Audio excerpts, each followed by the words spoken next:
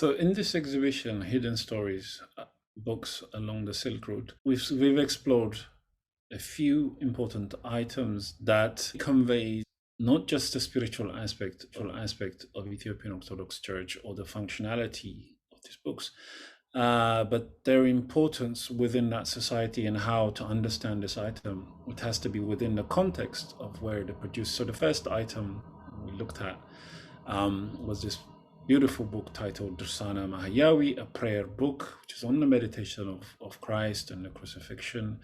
And it's beautifully kept in this Mahadar case and covered in a beautiful textile, which was imported, a symbol, again, of wealth, because this item would have been exported.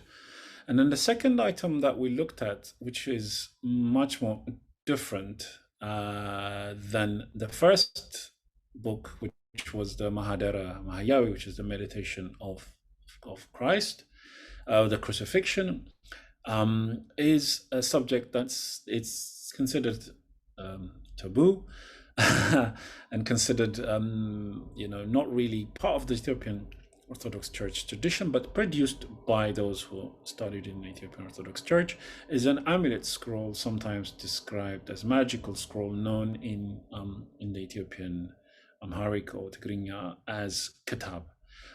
It is made up of two strips which contain talisman drawings of of a guardian angel in the middle and of a saint. And this particular scroll was written for a woman, one named Waletta Anania, who was the second honor. This particular scroll was written to protect the honor from various illnesses, particularly Zar, which is possession, evil possession. And it's also written to protect harms from, it contains also against the evil eye. This is a very important example in a way that it's what makes this particular scroll or amulet scroll unique is that it only has 3 talisman drawing, and that's particularly unique given that it's a long scroll which measures up to 2 meters. With this sort of discussed that this length sometimes is apparently based on the height of the person. There isn't really any sort of evidence to support that, but we do have scrolls measured sometimes to the length of the person for burial scrolls, which is buried with the owner.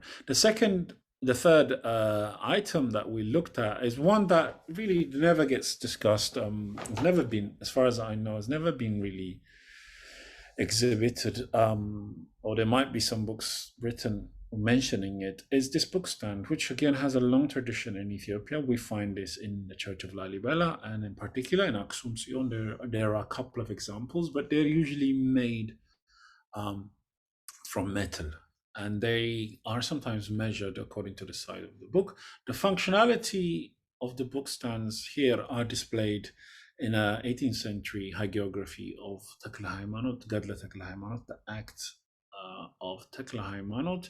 We see 2 very interesting images here. On the right-hand side, we see little child, which is Tekle Haymanot, learning from his master, and he's using the book stand there. And there is a very interesting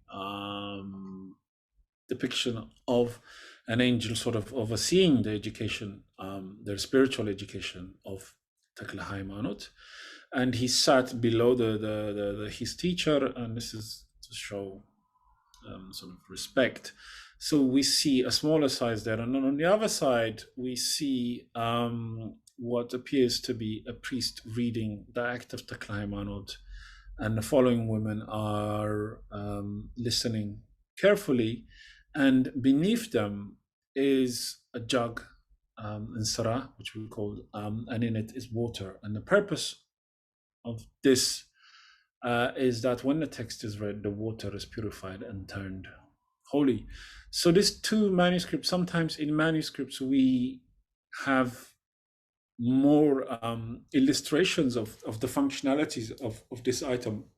Our bookstand here on display was something from the 20th century, really sort of designed to be not really to be used to hold a book, but to be sort of used for decoration. We've explored these items to give you an idea of the depth of the book tradition in Ethiopia. Thank you.